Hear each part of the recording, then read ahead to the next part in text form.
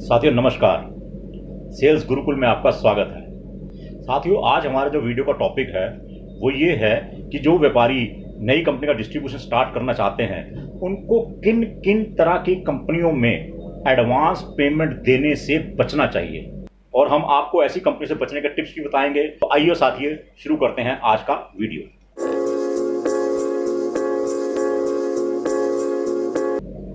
जो चिप्स, कुरकुरे, नमकीन या स्नैक्स आदि प्रोडक्ट हैं, इन प्रोडक्ट्स की शेल्फ लाइफ बहुत कम होती है।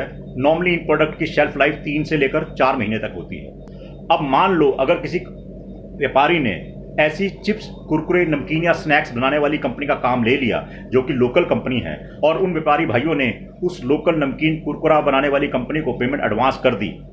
पेमेंट देने के बाद भाइयों अगर उस व्यापारी को 1 या 2 महीने पुरानी मैन्युफैक्चरिंग डेट का माल मिला तो उस व्यापारी के पैसे का नुकसान होना स्वाभाविक है, क्योंकि जिस प्रोडक्ट की शेल्फ लाइफ ही 3 से लेकर 4 महीने है, अगर वो माल ही आपको 1 महीने या 2 महीने पुराना आया है तो वो मार्केट तक पहुंचते पहुंचते तो वैसे भी 4 महीना पुराना हो जाएगा।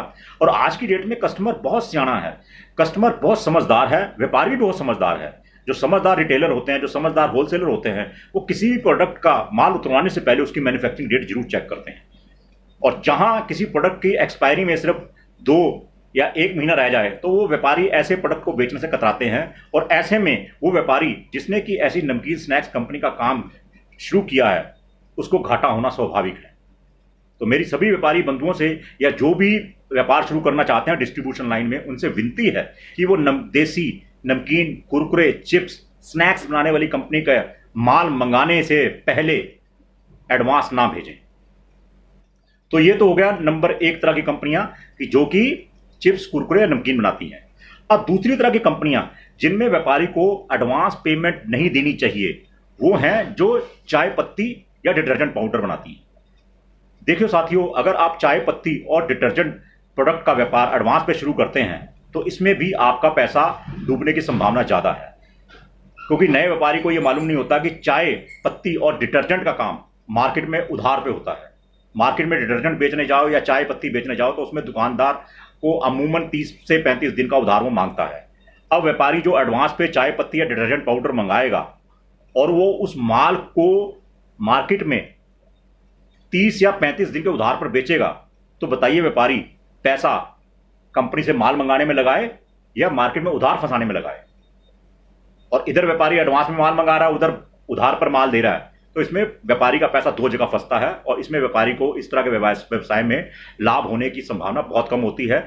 जो भी नए व्यापारी हैं उनको मेरी विनती है कि चाय और डिटर्जेंट पाउडर का काम एडवांस पर कभी ना करें।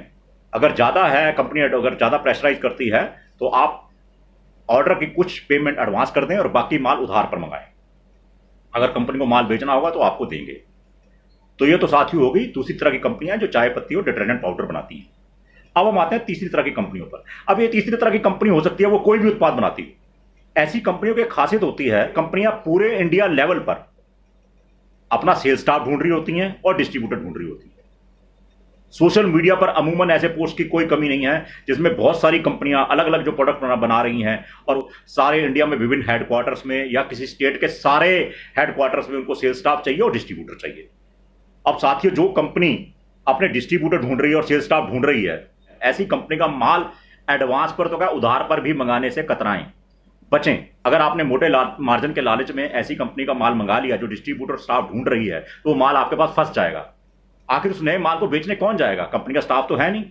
ऐसे में व्यापारी खुद फंस जाता है और व्यापारी को खुद वो माल बेचना पड़ता है। कि जो ये कंपनियां सारा स्टाफ ढूंढती हैं और डिस्ट्रीब्यूटर ढूंढ रही हैं, इन कंपनियों से तो आप बल्कि वैसी दूरी बना के रखिए जैसी आप कोरोना वायरस से बना के रखते हैं, वरना आपका पैसा डूबने का डर पूरा है। क्योंकि साथियों अगर आपको कोई कंपनी 15% का ही मार्जिन बता रही है, वो मार्जिन आपको तब मिलेगा सर जब आपका माल बिकेगा, जब आपको पेमेंट मार्केट से आएगी।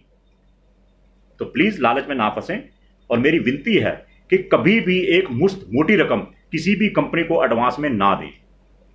अगर आपको किसी कंपनी का व्यापार करना ही है और कंपनी आपसे एडवांस मांग रही है तो आप थोड़े माल से शुरुआत करें।